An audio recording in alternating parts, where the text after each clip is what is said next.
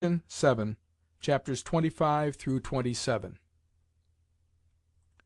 Chapter 25. Woloda's Friends. Although, when in the society of Woloda's friends, I had to play a part that hurt my pride, I liked sitting in his room when he had visitors, and silently watching all they did. The two who came most frequently to see him were a military adjutant called Dubkoff, and a student named Prince Nechludoff. Dubkoff was a little, dark-haired, highly-strung man who, though short of stature and no longer in his first youth, had a pleasing and invariably cheerful air. His was one of those limited natures which are agreeable through their very limitations, natures which cannot regard matters from every point of view, but which are nevertheless attracted by everything. Usually the reasoning of such persons is false and one-sided, yet always genuine and taking. Wherefore their narrow egotism seems both amiable and excusable. There were two other reasons why Dubkoff had charms for Woloda and myself, namely, the fact that he was of military appearance, and secondly, and principally, the fact that he was of a certain age, an age with which young people are apt to associate that quality of gentlemanliness which is so highly esteemed at their time of life. However, he was in very truth un homme comme il faut. The only thing which I did not like about it all was that, in his presence, Woloda always seemed ashamed of my innocent behaviour, and still more so of my youthfulness. As for Prince Nechludoff, he was in no way handsome, since neither his small grey eyes, his low projecting forehead, nor his disproportionately long hands and feet could be called good features. The only good points about him were his unusually tall stature, his delicate colouring, and his splendid teeth. Nevertheless, his face was of such an original, energetic character, owing to his narrow sparkling eyes and ever-changing expression, now stern, now childlike, now smiling indeterminately, that it was impossible to help noticing it. As a rule, he was very shy, and would blush to the ears at the smallest trifle. But it was a shyness altogether different from mine, seeing that, the more he blushed, the more determined-looking he grew, as though he were vexed at his own weakness. Although he was on very good terms with Woloda and Dubkoff, it was clearly chance which had united them thus, since their tastes were entirely dissimilar. Woloda and Dubkoff seemed to be afraid of anything like serious consideration or emotion, whereas Nechludoff was beyond all things an enthusiast, and would often, despite their sarcastic remarks, plunge into dissertations on philosophical matters or matters of feeling. Again, the two former liked talking about the fair objects of their adoration. These were always numerous and always shared by the friends in common, whereas Nechludoff invariably grew annoyed when taxed with his love for a certain red-haired lady. Again, Woloda and Dubkoff often permitted themselves to criticize their relatives, and to find amusement in so doing, but Nechludoff flew into a tremendous rage when on one occasion they referred to some weak points in the character of an aunt of his whom he adored. Finally, after supper, Woloda and Dubkoff would usually go off to some place whither Nechludoff would not accompany them, wherefore they called him a "dainty girl." The very first time that I ever saw Prince Nechludoff, I was struck with his exterior and conversation. Yet though I could discern a great similarity between his disposition and my own, or perhaps it was because I could so discern it, the impression which he produced upon me at first was anything but agreeable. I liked neither his quick glance, his hard voice, his proud bearing, nor, least of all, the utter indifference with which he treated me. Often, when conversing, I burned to contradict him, to punish his pride by confuting him, to show him that I was clever in spite of his disdainful neglect of my presence. But I was invariably prevented from doing so by my shyness. Chapter 26. Discussions. Woloda was lying reading a French novel on the sofa when I paid my usual visit to his room after my evening lessons. He looked up at me for a moment from his book, and then went on reading. This perfectly simple and natural movement, however, offended me. I conceived that the glance implied a question why I had come, and a wish to hide his thoughts from me. I may say that at that period a tendency to attach a meaning to the most insignificant of acts formed a prominent feature in my character. So I went to the table and also took up a book to read. Yet, even before I had actually begun reading, the idea struck me how ridiculous it was that, although we had never seen one another all day, we should have not a word to exchange. "Are you going to stay in tonight, Woloda?" "I don't know." "Why?" "Oh, because—" Seeing that the conversation did not promise to be a success, I took up my book again and began to read. Yet it was a strange thing that, though we sometimes passed whole hours together without speaking when we were alone, the mere presence of a third, sometimes of a taciturn and a wholly uninteresting person, sufficed to plunge us into the most varied and engrossing of discussions. The truth was that we knew one another too well, and to know a person either too well or too little acts as a bar to intimacy. "Is Woloda at home?" came in Dubkoff's voice from the anteroom. "Yes," shouted Woloda, springing up and throwing aside his book. Dubkoff and Nechludoff entered. "Are you coming to the theatre, Woloda?" "No, I have no time," he replied with a blush. "Oh, never mind that. Come along. But I haven't got a ticket." "Tickets, as many as you like, at the entrance." "Very well, then. I'll be back in a minute," said Woloda evasively as he left the room. I knew very well that he wanted to go, but that he had declined because he had no money, and had now gone to borrow 5 roubles of one of the servants, to be repaid when he got his next allowance. "How do you do, diplomat?" said Dubkoff to me as he shook me by the hand. Woloda's friends had called me by that nickname since the day when Grandmamma had said at luncheon that Woloda must go into the army, but that she would like to see me in the diplomatic service, dressed in a black frock-coat, and with my hair arranged à la coque, the 2 essential requirements, in her opinion, of a diplomat. "Where has Woloda gone to?" asked Nechludoff. "I don't know," I replied, blushing to think that nevertheless they had probably guessed his errand. "I suppose he has no money?" "Yes, I can see I am right, O diplomatist," he added, taking my smile as an answer in the affirmative. "Well, I have none either. Have you any, Dubkoff?" "I'll see," replied Dubkoff, feeling for his pocket and rummaging gingerly about with his squat little fingers among his small change. "Yes, here are 5 kopecks. 20, but that's all," he concluded with a comic gesture of his hand. At this point Woloda re-entered. "Are we going?" "No." "What an odd fellow you are!" said Nechludoff. "Why don't you say that you have no money? Here, take my ticket." "But what are you going to do?" "He can go to his cousin's box," said Dubkoff. "No, I'm not going at all," replied Nechludoff. "Why?" "Because I hate sitting in a box." "And for what reason?" "I don't know. Somehow I feel uncomfortable there." "Always the same. I can't understand a fellow feeling uncomfortable when he is sitting with people who are fond of him. It is unnatural, mon cher." "But what else is there to be done, si je suis tant timide? You never blushed in your life, but I do at the least trifle," and he blushed at that moment. "Do you know what that nervousness of yours proceeds from?" said Dubkoff in a protecting sort of tone.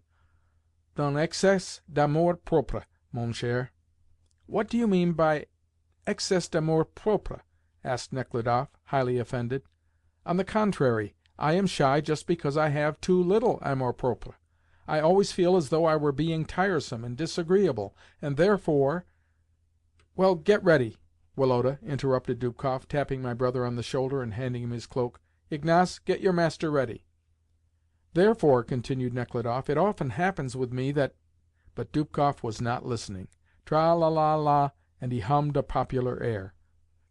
"Oh, but I'm not going to let you off," went on Nechludoff. "I mean to prove to you that my shyness is not the result of conceit. You can prove it as we go along. But I have told you I am not going. Well, then, stay here and prove it to the diplomat, and he can tell us all about it when we return."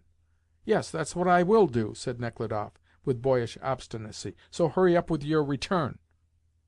"Well, do you think I am egotistic?" he continued, seating himself beside me.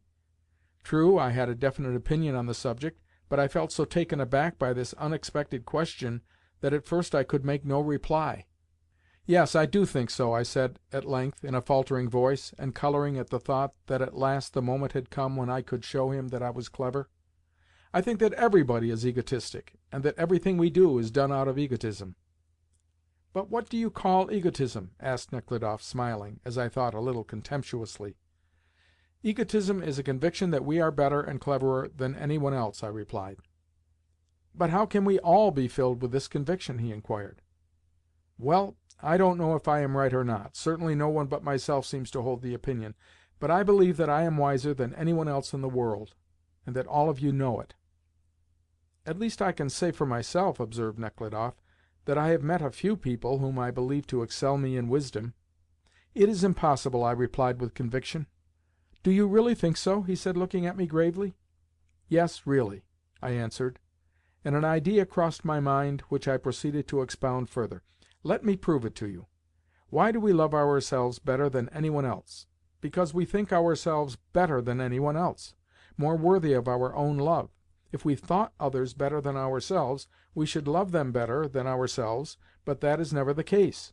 And even if it were so, I should still be right," I added with an involuntary smile of complacency. For a few minutes Nechludoff was silent. "I never thought you were so clever," he said with a smile so good-humoured and charming that I at once felt happy. Praise exercises an all-potent influence, not only upon the feelings but also upon the intellect, so that under the influence of that agreeable sensation I straightway felt much cleverer than before, and thoughts began to rush with extraordinary rapidity through my head. From egotism we passed insensibly to the theme of love, which seemed inexhaustible, although our reasonings might have sounded nonsensical to a listener, so vague and one-sided were they. For ourselves they had a profound significance. Our minds were so perfectly in harmony that not a chord was struck in the one without awakening an echo in the other, and in this harmonious striking of different chords we found the greatest delight. Indeed, we felt as though time and language were insufficient to express the thoughts which seethed within us. Chapter 27. The Beginning of Our Friendship. From that time forth a strange but exceedingly pleasant relation subsisted between Dmitri Nechludoff and myself. Before other people he paid me scanty attention, but as soon as ever we were alone, we would sit down together in some comfortable corner, and, forgetful both of time and of everything around us, fall to reasoning. We talked of a future life, of art, service, marriage, and education. Nor did the idea ever occur to us that very possibly all we said was shocking nonsense. The reason why it never occurred to us was that the nonsense which we talked was good, sensible nonsense, and that so long as one is young one can appreciate good nonsense, and believe in it. In youth the powers of the mind are directed wholly to the future, and that future assumes such various, vivid, and alluring forms under the influence of hope based not upon the experience of the past, but upon an assumed possibility of happiness to come, that such dreams of expected felicity constitute in themselves the true happiness of that period of our life. How I loved those moments in our metaphysical discussions which formed the major portion of our intercourse, when thoughts came thronging faster and faster, and succeeding one another at lightning speed, and growing more and more abstract, at length attained such a pitch of elevation that one felt powerless to express them, and said something quite different from what one had intended at first to say.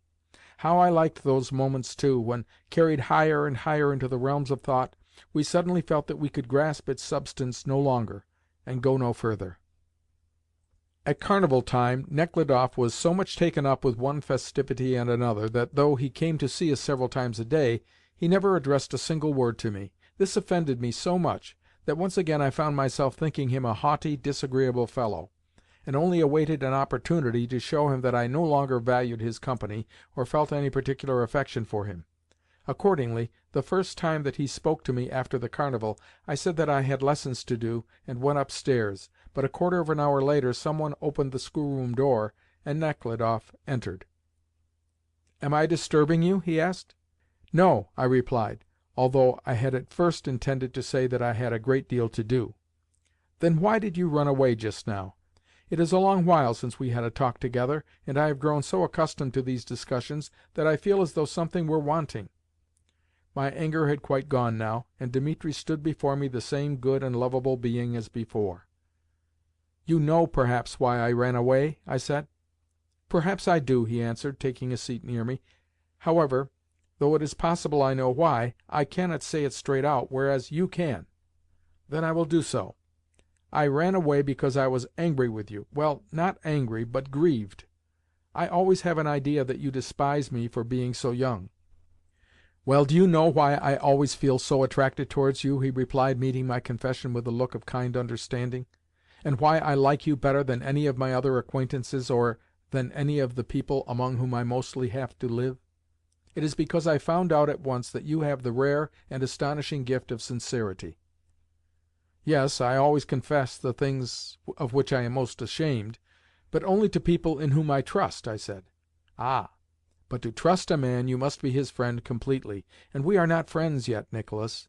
Remember how when we were speaking of friendship we agreed that, to be real friends, we ought to trust one another implicitly?" "I trust you in so far as that I feel convinced you would never repeat a word of what I might tell you," I said. "Yet perhaps the most interesting and important thoughts of all are just those which we never tell one another, while the mean thoughts, the thoughts which, if we only knew that we had to confess them to one another, would probably never have the hardihood to enter our minds. Well, do you know what I am thinking of, Nicholas?" He broke off, rising and taking my hand with a smile. "I propose, and I feel sure that it would benefit us mutually, that we should pledge our word to one another to tell each other everything. We should then really know each other, and never have anything on our consciences. And to guard against outsiders, let us also agree never to speak of one another to a third person. Suppose we do that?"